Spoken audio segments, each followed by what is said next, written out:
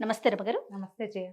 రమగారు, పండుగలు, పర్వదినాలు అనగానే ఇవి ఎలా చేసుకోవాలి? పూజా విధానం ఏంటి? వీటితో పాటుగా కొన్ని సందేహాలు కూడానండి. హ్మ్. కొన్ని అని చెప్పకూడదు. చాలా అని చెప్పాలి.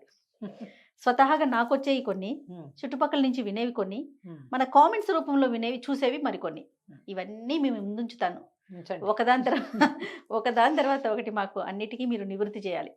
మీకు జయ ఎలా ఉంటుందంటే ఎప్పుడు కూడా మీ ఇంట్లో ఏళ్ల తరబడి చేసేటప్పుడు చేసేదే మీరు చేస్తే మా ఇంట్లో ఉన్నది నేను చేస్తా అంటే మీకు ఏ సందేహం లేదు, భయం లేదు, కాంప్లికేషన్ లేదు, సందేహ నివృత్తులు వ్యవహారాలు లేనే లేవు. హ్మ్. మీ ఇంట్లో లేనివి మీరు చుట్టుపక్కల విని అలా చేయాలేమో, అలా చేయకపోతే కుదరదేమో అన్న భావాల్లోకి వెళ్తారు చూడు, అవును. అవును. అప్పుడు సందేహాలు వస్తాయి. లేదా కొత్తగా చేసేటప్పుడు సందేహాలు వస్తాయి. హ్మ్. మన ఇంట్లోనే చేసుకున్నట్టు మేము ఇట్లాగే చేస్తాం అంతే. అంతే. అంతే. అలా రమగారు కాదట కదా. ఆ!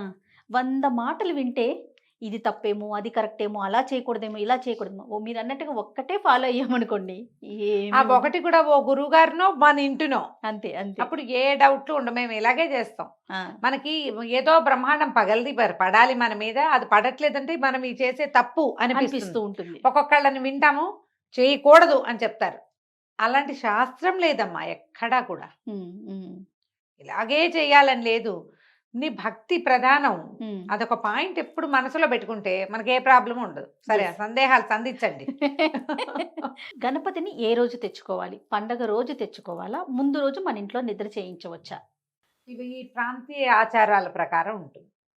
వీళ్ళు ఏ సంతకో ఎక్కడికో వెళ్ళి వేరే ఊరెళ్ళి అక్కడి నుంచి ఓ ప్రతిమని, ఓ గొడుగు, పాలవెల్లి, పత్రి ముందు రోజే కొనుక్కు తెచ్చుకోవాల్సిన పద్ధతులు ఉన్న చోట ముందు రోజే. హ్మ్. మన ఊళ్ళోనే ఈ సొన్నార్లు చేయరు వీళ్ళు. ఏమనాలి వాటిని, వడ్రంగి పని చేసేవాళ్ళు వాళ్ళు మట్టిని ఇది చేసి పదును చేసి పెట్టుకుని అప్పటికప్పుడు అచ్చు తీసి ఇస్తారు గణపతిని. మట్టి గణపతి. అది ఆ రోజుకి ఆ రోజే పొద్దున్నే స్నానాలు చేయడం, తలంటు పోసుకొని పరిగెత్తుకుంటూ వెళ్ళి మేమైతే అలాగే తెచ్చుకునేవాళ్ళం. మాకు పెద్ద టేకు చెట్టు ఉండేది. కాలేజీ గంగానమ్మ పెరడిన ఆనుకొని దొడ్డిన ఆనుకొని పెద్దగా టేకు చెట్టు ఉండేది. ఆ టేకాకు మీద పెట్టించేవాడు ఆయన. హుహు. వడ్లబత్తులు ఆయన పేరు వడ్లబత్తులు వాళ్ళ పేరు. ఓకే. వడ్డాబత్తులు అలా అనేవాళ్ళు. ఆ! ఆయనే చేసేవాడు ప్రతి పండక్కి. ముందు రోజు ఏదో మట్టి అది తొక్కి బాగా పదును చేసి పెట్టుకునేవాళ్ళు. ఆ! మనం పిల్లలు వెళ్ళేసరికి ఒక్కొక్కళ్ళకి మా ఊర్లో మొత్తం కలిపి ఓ 25, 30 ప్రతిమలు చేసేవాడేమో అంతే. 10 ప్రతిమలు చేసేవాడు. హ్మ్. ప్రతిమే తెచ్చుకోవటం. ఇప్పుడు మనకి ఇలా అప్పటికప్పుడు అచ్చు తీసినవి కనపడతాయి, రేర్‌గా అవును. ఉన్నాయి. మట్టితోటి తయారు చేసి కొంచెం ఆరబెట్టినవి దొరుకుతాయి. అదెప్పుడు తయారైనా మన ఇంట్లోకి మాత్రం మనం పొద్దున్నే తెచ్చుకోవటం. మన ప్రాంతపు ఆచారం ఇదైతే ఇట్లా. ప్రధానంగా నేను చెప్పానని కాదు. నేను ముందు చెప్పిందే నేను మళ్ళీ మళ్ళీ చెప్తున్నా. మామూలుగా మీ ఇళ్లల్లో ఏం చేస్తారు? చూడండి. మీ ఇంట్లో ఏం లేదు. ఎప్పుడు తెచ్చుకోలా. ఎప్పుడు చేయలా. ఎప్పుడు బయట దేవుళ్ళ పండగలే ఏమంటారు, మన వినాయక చవితి పందిళ్ళే చూశారు. ఓకే. ఈ ఏడాది మీరు కూడా తెచ్చుకోవాలనుకుంటే కనుక ఫ్రెష్ మట్టి గణపతిని తెచ్చుకోండి. హ్మ్. మట్టి గణపయ్యనే పూజిద్దాం. మట్టి గణపైనే పూజించండి. ఎకో ఫ్రెండ్లీ థింగే మంచిది. రంగురంగులు వేసిన గణపతిని మనం షోకేస్‌లో పెట్టుకోవచ్చు.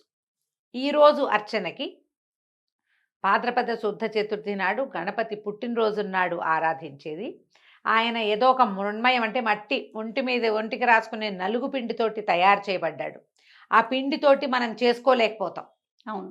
చేత కాదు మనకి. హ్మ్. ఆ మట్టికి అది సమానం కాబట్టి అట్లా చేయబడిన ప్రతిమను తెచ్చుకుని పూజ చేసుకోండి, మంచిది. తర్వాత తొండం ఎటువైపు తిరిగుండాలి రమ్మగారు? చాలా రకరకాల భావాలు ఉంటాయి జయ దీని మీద. ఏనుగు ముఖం కలిగిన వాడు అయ్యవారు కదా. ఆ! ఏనుగు తనకు తోచినట్టు పెట్టుకుంటుంది తొండాన్ని. అవునా కాదా? అవునవును. తన వెసులుబాటు. ఆ ఆ! తొండం కదిలిస్తుంది. ఎక్కడైనా ఆ! పెట్టుకోవచ్చు. కాకపోతే ఏంటంటే దీని మీద మనకి ప్రత్యేకమైన కథనాలుగా ఎలా చెప్తారంటే ఎడం వైపుకి పెట్టుకుని ఉండటం మంచిది అంటారు. హుహు. తల్లి ఆ వైపున ఉంటుందని. ఆహా! ఎడం వైపు తల్లి వైపు, అందుకని ఎడం వైపుకి తొండం ఉంటే మా పార్వతీదేవి సాన్నిధ్యంలో స్వామివారు ఉన్నట్టుగా, మీ గణపతి పార్వతి సాన్నిధ్యంలో ఉన్నట్టుగా. హ్మ్. కానీ కొన్ని ప్రత్యేకమైన పురాతనమైన దేవాలయాల్లో స్వయంభూగా వెలిసిన గణపతి కుడివైపు తిరిగి ఉన్నవాడుగా కొన్ని చోట్ల కనపడతాడు. మనకి కాణిపాకంలో ఎలా దర్శనమిస్తారండి? కాణిపాకం నాకు పెద్దగా జ్ఞాపకం లేదు జయ. కానీ బిక్కబోలు గణపతి మాత్రం, లక్ష్మీ గణపతి కుడివైపుకు ఉంది తొండం. ఆహా! ఓ దానికి ఏమైనా ప్రత్యేకమైన లక్ష్మీ కథనం గణపతి ఉందేమో. అని లక్ష్మీప్రదుడు అని చెప్తారు. మ్మ్హ్మ్. ఓకే. మనం ఎటు పెట్టుకున్నా మనకి గణపతి అన్ని రకాల ఐశ్వర్యాలు కలిగిస్తాడు. అంతే. ఎందుకంటే గణపతి ఉండేది ప్రత్యేకంగా మూలాధార చక్రంలో ఉంటాడు. మూలాధార చక్రం ఎక్కడుంది చెప్పు ప్రపంచంలో? మానవ శరీరంలో బేస్ మొట్టమొదటి చక్రం మూలాధారం. మూలధారం. మూలాధార చక్ర స్థితుడుగా ఉంటాడు. గణపతి ఆరాధన గనక ఎక్కువ చేస్తే బ్యాలెన్స్ వస్తుంది మనుషులకి. మ్మ్. ఈ మూలాధార చక్ర స్థితుడుగానే ఉన్నాడు ఆయన. మ్మ్. త్రికోణంలో ఉన్నాడని చెప్తారు. మ్మ్. ఒక త్రికోణ స్థానంలో ఉంటాడు అని. ఎప్పుడైతే మనం గణపతి ఆరాధన చేస్తామో, గణపతి ఆరాధనకి సాధారణ నియమం ఏమిటి? గుంజీలు తీయటం. అవును. గుంజీలు తీస్తే మీకు బ్యాలెన్స్ వస్తుంది, ఓ బాడీకి బుద్ధికి కూడాను. ఈ ఆరాధన క్రమం సజావుగా మన నమ్మకంతో వెళ్తే మనము ఈ చక్రభేదనం చేయటము అవన్నీ పెద్ద స్థితులు. అవును. అవును. మోక్షానికి వెళ్ళాలంటే మానవుడు చక్రభేదనం చేసి వెళ్ళగలుగుతాడని చెప్పబడుతుంది. మ్మ్. ఈ చక్రాల్లో మొట్టమొదటిది ఏమిటి? మూలాధార చక్రం. అక్కడే దానికి కింద మూలాధార చక్రానికి కిందే మనకి కుండలిని శక్తి ఉన్నదని, మ్మ్. ఆ శక్తి కదిలినప్పుడు మొట్టమొదట మూలాధార చక్ర భేదనం జరుగుతుందని చెప్తారు. ఓకే. ఈ మూలాధారంలో ఉండటం వల్ల గణపతిని మీరు ఏ రూపంలో అయినా ఆరాధన ముఖ్యము. మ్మ్. కుడివైపు తోడు తిరిగి ఉన్నా, ఎడం వైపుకి తిరిగి ఉన్నా కూడాను. ఓకే. ఇక దంతం విషయం ఏంటి రమ్మగారు? అంటే మనం ఏకదంతం అనుకుంటాం కదా, అలా ఉన్న ప్రతిమే పెట్టుకోవాలా? మీకు వినాయక ప్రతిమలు ఎప్పుడూ ఏకదంతుడుగానే చేస్తారు. వినాయకుడు అంటేనే ఏకదంతుడు. రెండో దంతం ఆయన తీసి ప్రయోగించాడని కదా చెప్తారు. ముష్కాసుడి మీద ప్రయోగించాడు. ప్రయోగించిన తర్వాత ఆయన ఇలా పూజార్హత పొందాడు. అదంతా అయిన తర్వాతే ఆయనకి గణాధ్యక్షత అవి ఇచ్చారు. ఓకే.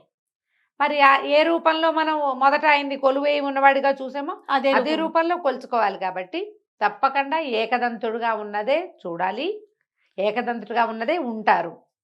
తర్వాత ఛత్రము, తర్వాత కింద మూషికాసురుడు, ఇవి ఉన్న అంటే వీటిని కూడా మనం ప్రత్యేకించి అన్ని చోట్ల మనకి దొరకవు, అవి పెట్టాల్సిన అవసరం ఉందా? మూషికాసురుడు సహజంగానే ఉంటాడు. గణపతి పాదాల దగ్గర విగ్రహంలో భాగంగానే మూషిక ఉంటుంది. ఆయన అనింద్యుడనే అసురుడు అని చెప్పడానికి లేదుగా, ఆయన వాహనం. అవును. ఆయన ఇంత ఎలుకనెక్కి పెద్ద భారీ కాయంతో వస్తాడు. ఇంత చిన్న ఎలుక ఆయన పాదాల దగ్గరే ఖచ్చితంగా ఉంటుంది, విగ్రహంలో ఉండాలి. ఈ ఏకదంతం ఉండటము, అనింద్యుడు ఉండటము సహజ స్వరూపం గణపతిది. ఈ ఛత్రము అవి మీరు అలవాటు ఉంటే పెట్టుకోండి, దొరికితే. దీనికి ప్రత్యేకమైన కారణం ఏమన్నా ఉందండి ఛత్రము పెట్టడం? అవును, మరి ఛత్రాధిపత్యం ఇచ్చారు ఆయనకి. ఈ మొత్తం గణాలన్నిటికీ అధ్యక్షుడు ఆయన, ఛత్రపతి. ఆయన గొడుగు పెట్టారు ఆయనకి, నువ్వు వీటన్నిటినీ కాపాడు, వీటన్నిటినీ సరిచెయ్యి అని పట్టాభిషేకం చేశారు. ఆ పట్టాభిషిక్తుడు అయ్యాడు కాబట్టి ఛత్రపతిగా ఉన్నాడు ఆయన. మనం ఛత్రపతి అంటే వేరే అర్థాల్లోకి వెళ్ళకూడదు. వీడొక్కడే, ఇతనొక్కడే ఉన్నాడని చెప్పడం కోసం ఆ ఛత్రపతిని చెప్తారు. నాగబంధం అనేది అంటే మనం చేసుకుని కూడా పెడతారు కదా రమ్మగారు, దూదితో చేసి. అది ఉత్తరీయం చేస్తారు జయ. మనము ఎలా అంటే అర్చన చేసేటప్పుడు ఇది అందరూ తెలుసుకోవాల్సిందే. ఏ అర్చన చేసినా మనకి షోడశోపచారాలు చేసేటప్పుడు యజ్ఞోపవీతము, వస్త్రము రెండు సమర్పించాలి. అవును. ఈ యజ్ఞోపవీతం సమర్పయామి అని యజ్ఞోపవీతార్థం అక్షతాన్ని సమర్పయామి లేదా పుష్పాన్ని సమర్పయామి చెప్పుకోవచ్చు. లేనప్పుడు వస్త్రం సమర్పయామి అన్నప్పుడు వస్త్రార్థం పుష్పాన్ని సమర్పయామి అనొచ్చు, 2 పుష్పాలు సమర్పించండి.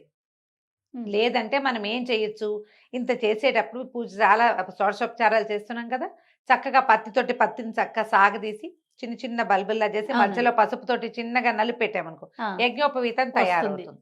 ఈ యజ్ఞోపవీతాన్ని మనం ధరింపజేయచ్చు. వస్త్రం కూడా చక్కగా కాటన్ని, పత్తిని తడిపి కొంచెం గంధమతి ఇట్లా వెడల్పుగా సాగదీసి 1, 2 వస్త్రాలు. సేవ అంతే, స్వామివారికి సేవ. ఇప్పుడు ప్రత్యక్ష యజ్ఞోపవీతం మనం తెచ్చుకునే ప్రతిమా స్వరూపం ఇంత ఉంటారు. యజ్ఞోపవీతాలు మనం తెచ్చుకుంటారు, వాడుకునే వాళ్ళు ఉంటారు కదా. ఆ యజ్ఞోపవీతం కాకుండా అప్పటికప్పుడు చేస్తే మీరు ఆ యజ్ఞోపవీతాన్ని ఏ సేవల్లో వాడుకోవచ్చు. మీరు శివరాత్రి అప్పుడు శివుడికి షోడశోపచారాలు చేస్తే ఇదే యజ్ఞోపవీతం వస్త్రం సమర్పయాలి, చేత్తో చేసి సమర్పించుకోవటం. అమ్మవారి షోడశోపచారాలు చేసినప్పుడు సమర్పించుకోవటం. ఆ వస్త్రం అనగానే ఒక ఉత్తరీయము, ఒక చీర జాకెట్ అవి సమర్పిస్తాం. ఉమ్. వినాయకుడు కూడా ఒక పంచ ఉత్తరీయము సమర్పించవచ్చు బ్రహ్మచారి కాబట్టి. ఉమ్. మీరు అలా కాదనుకుంటే ఇలా వస్త్రాన్ని కూడా సమర్పించవచ్చు. మళ్ళీ వీటిని ఏం చెయ్యాలి అని డౌట్ వస్తుంది. నిర్మాల్యంతో పాటు వాటిని కూడా పంపించేసి సహజంగానే నాగబంధంతో ఉంటారు కదా ఉంటారు. స్వామి ఆయన దగ్గర. ఉన్న అలంకారాల్లో అదొక అలంకారం ఆయనకి. ఓకే. ఇక అది అక్కడే ఉంటుంది. తర్వాత పూజా సమయం అప్పుడు మనం ముందుగా గౌరమ్మని ఉమ్. తయారు చేసుకుంటాం కదా, దాన్ని ఏం చేయాలి రమ్మగారు? ఇప్పుడు గౌరీ అంటే ఈ వినాయక పూజ చేసేటప్పుడు ఆయన్ని గౌరీ ఆరాధన చేసే పద్ధతి కూడా కొన్ని చోట్ల ఉంటుంది. ఆ, మనం గణపతినే చేసుకుంటాం గౌరీ రూపంలో. ఇప్పుడు గౌరిగా నువ్వు నిలబడితే గౌరీ, ఆ, గుండ్రంగా చేస్తే గణపతి అని కొన్ని ప్రాంతాల్లో. కాదు, గుండ్రంగా చేసిందే గౌరీ, పొడుగ్గా చేస్తేనే గణపతి అంటారు కొన్ని ప్రాంతాల్లో. ఆ, గౌరిని గణపతిని ఇద్దరిని పెట్టరు, ఒకరిని పెడతాము. మనం నిర్మాల్యంతో పాటు పంపించవచ్చు. ఓకే. లేదా ఈ హరిద్రా గణపతిని తులసి చెట్లోనో ఏదైనా మనం మన ఇంట్లోనే మొక్కల్లో పెట్టుకుని, కొద్ది చోట్ల నేను గమనించింది ఏంటంటే ఒంటికి రాసుకోండి, స్నానం చేయండి అని చెప్తారు. ఈ పూజ చేసిన గణపతిని పూజ చేశాక మన ఒంటి మీద నుంచి ఈ బాత్రూమ్ మోరీల్లోకి పంపించడం అనేది ఏమంత అనిపించలేదు.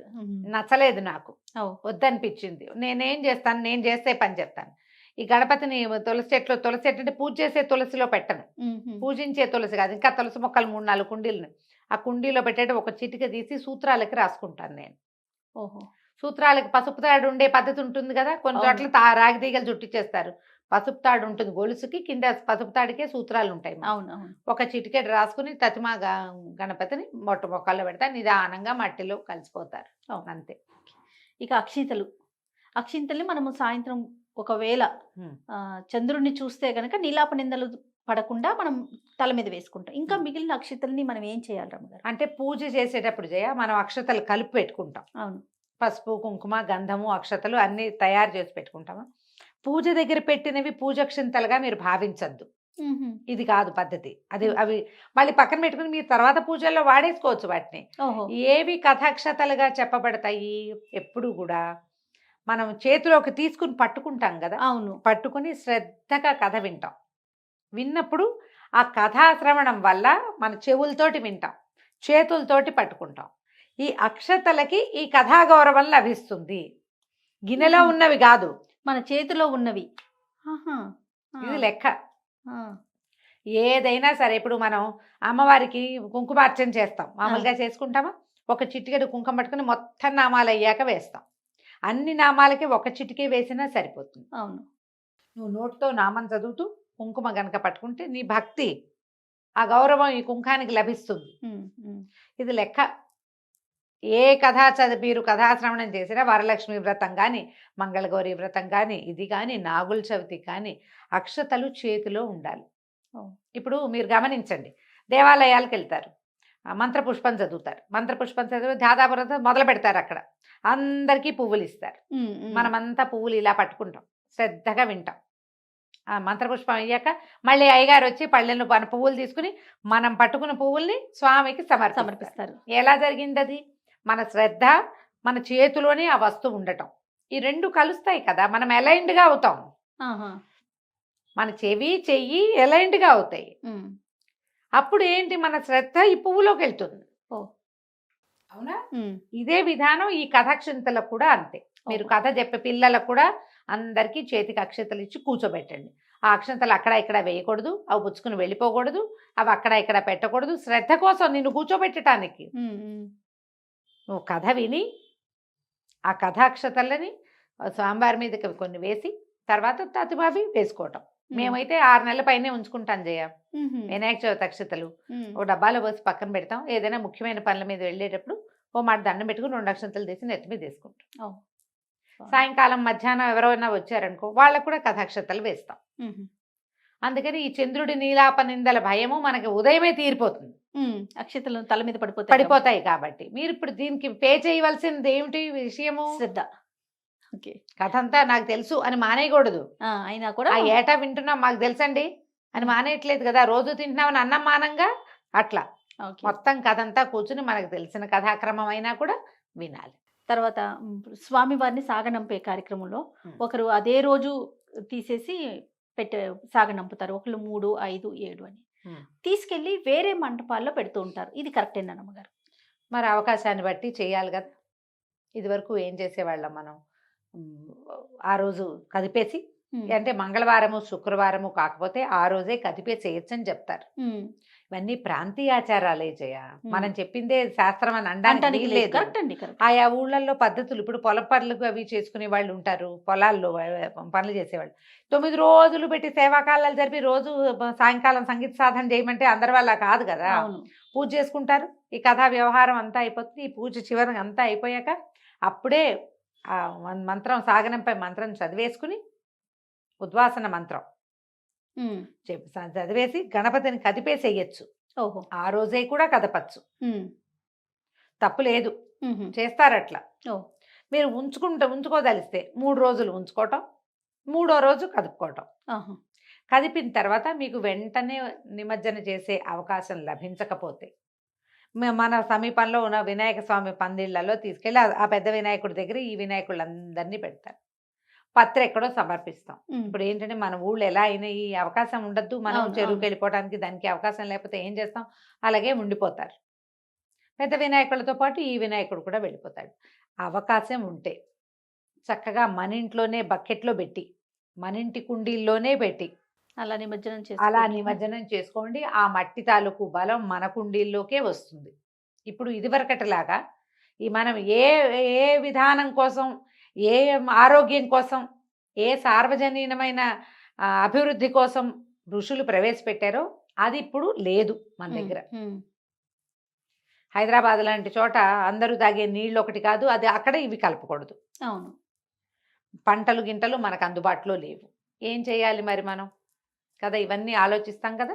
ఇలా ఆలోచించేటప్పుడు 2 చిన్న సింపుల్ ఐడియాస్ మనం ఇచ్చేది. గణపతిని, మట్టి గణపతిని తెచ్చుకోండి. మీ బాల్కనీ, మీ అపార్ట్మెంట్లో ఉన్న మట్టిలోనే కలుపుకోండి. ఉమ్, పత్రిని చక్కగా ఏకవింశతి పత్రాలు మీరు దొరికి, గరిక చక్కగా దొరికితే వాటితో అర్చన చేసుకోండి. ఉమ్. వాటిని మీరు ఇలా రీసైక్లింగ్ చేసుకుంటున్నారు కదా, ఇప్పుడు మొక్కలకి సత్తువు తెచ్చేవి బోళ్ళు చేస్తున్నారు అవునండి, కదా, అవును. దాన్ని ఏదో అంటున్నారు, ఏమంటారు దాన్ని, కంపోస్ట్లోకి మార్చేసుకోండి. ఓకే. దాన్ని మొక్కల్లోకి వెళ్ళిపోతుంది, అది మంచిదేగా. అవును. పారేయటలేదు, తొక్కట్లేదు, విసిరేయట్లేదు, తొక్కని చోట వేయాలి. ఓకే. అది కంపోస్ట్ కింద మార్చుకోండి. చక్కగా మన మొక్కల్లోకి, మన ఫ్రెండ్స్ మొక్కల్లోకి వెళ్తుంది, మంచిదే. సంతోషం రామ్ గారు, నాకు తెలిసినంత వరకు, నేను విన్నంత వరకు ఉన్న సందేహాల్ని మీ ముందుచ్చాను. ఫైనల్గా మీరు ఏమన్నా చెప్తారా ప్రేక్షకులకి? చెప్తాం. సందేహాలకి తావివ్వకండి. ఏటా చేసుకునే విధానం మీద ప్రశ్నలు ఎందుకు రావాలి అని అనుకుంటాను నేనైతే. ఒక విధానాన్ని అవలంబించడం మొదలుపెట్టి దాన్నే ఫాలో అవుతూ రండి. 100 మాటలు విన్నప్పుడు ఎప్పుడు కాంప్లికేషన్స్, అనుమానాలు ఉంటాయి. ఒక పద్ధతి పెట్టుకుని కావాలంటే రాసి పెట్టుకోండి ఈ సంవత్సరం, దాన్ని ఫాలో అవ్వండి. ఓకే. మీరు దైవ పూజా విధానాల్లో సాధ్యమైనంత సరైన పని చేయడానికి ప్రయత్నం చేయాలి. ఒక విధానాన్ని పాటించడం ప్రాక్టీస్ చేయాలి. ఉమ్. వీటన్నిటి వెనకాల మీకు ఉండవలసింది శ్రద్ధ, ఆస్థ, నమ్మకము. ఈ 2 ఉంటే భగవంతుడు ఎప్పుడు మనతోటే ఉంటాడు. సంతోషం రామ్ గారు, నమస్తే. నమస్తే జయ.